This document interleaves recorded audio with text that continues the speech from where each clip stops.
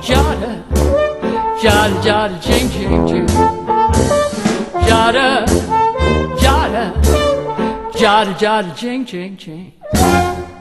1, 2, I like you. 1, 2, I like you. 1, 2, 3, you like me, and I like you.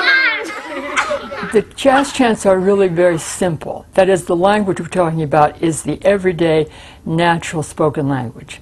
Nothing fancy, nothing complicated. Natural spoken American English with an awareness of the rhythm which is in there. They have a lot of advantages. One of the big ones is you can work with any sized classroom. A lot of teachers are dealing with 50 students, 100 students. No blackboard, no equipment. But you see, with jazz chants, you don't need a blackboard. You don't need equipment.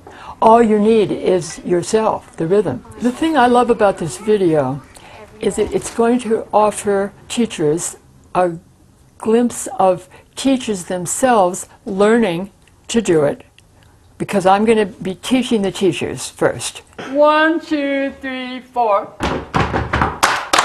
Hi, how are you? Hi, how are you? I'm going to pretend they're my students. They pretend they're 6 years old, and they're going to do some chants for young learners and move with me and just do what I would do in my classroom. Hi, how are you? Then they're going to go into their classroom, and they're going to teach the real students. What do you wear on your head? A hat. What do you wear on your hands? Gloves. What do you wear on your feet? Socks, shoes, and socks, shoes, and socks. This is a wonderful thing for a teacher to watch other teachers first learning and then teaching. I got my chance simply by listening.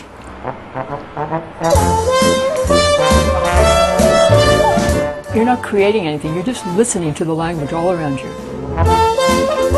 I was teaching at New York University, teaching English as a second language in the daytime. But at night I was a ragtime piano player, singer, and I played and sang very old American jazz. Lots of ragtime, lots of that old-time American music. Now that music has a very strong 1, 2, 3, 4 beat. And I'm playing that music, and one night somebody came into the bar and they said, "Gee, it's good to see you, you look wonderful." I heard 1, 2, 3, 4. Then I went to my boss, Professor Rudy Bernard. I said, "I have an idea. I'm calling it Jazz Chants. I need a big room, and we'll invite any student who wants to come, no charge, after class, practice your English with jazz." I had over 100 students in the room. We're playing jazz and we're chanting. We were on the 6 o'clock news, and jazz chants were born.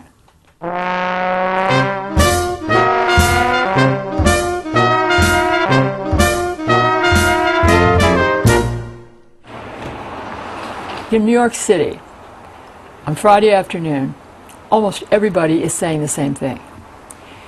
About 5 o'clock, this is what they're saying: "Have a nice weekend."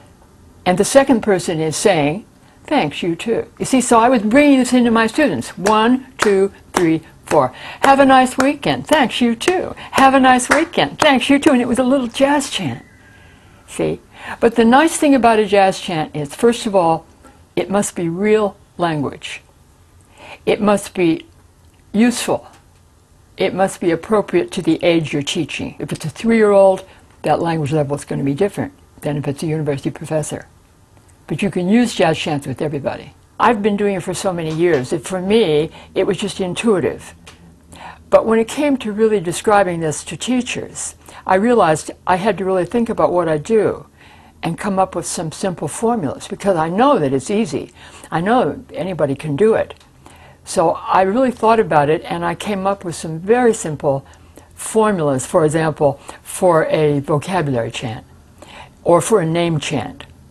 These are something we can all do. The vocabulary chant means you take a topic, could be anything, classroom items, food, anything, clothing.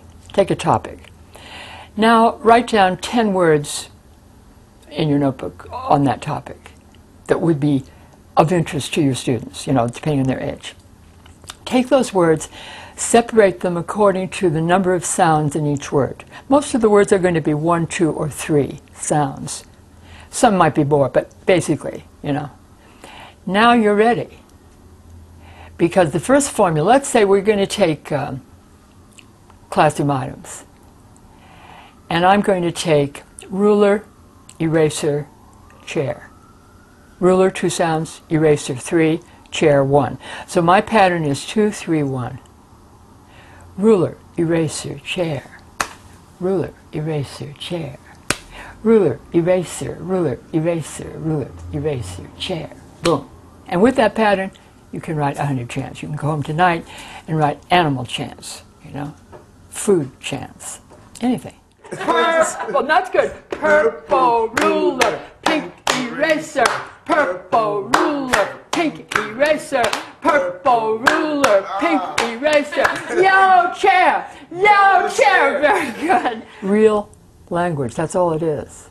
Nothing complicated. I have a wonderful chant on expressing liking something. I like it. I like it a lot. I like it. I like it a lot. I like it.